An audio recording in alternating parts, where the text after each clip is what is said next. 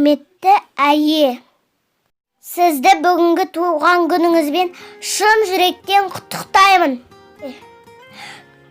Өмірдегі бар жақсылықты тілеймін. Бұл өмірде ешқашан ауырмаңыз. Ешқашан мұңаймаңыз.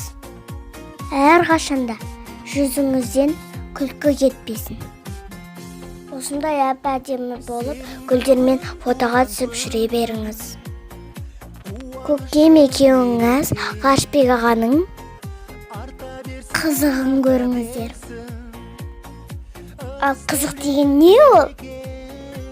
Ол Ғарышбек ағаның жеңге алып келгені. Ол жеңгем Ғарышбек аға секілді ақылды болсын. Көкем секілді еңбекқор болсын. Сіз сияқты сабырлы болсын. Ол үшін сіз ауырмаңыз. Қысқасы, мен сізді қатты жақсы көремін. Тағы да туған күніңіз құтты болсын. Жасыңызға жас қосылсын.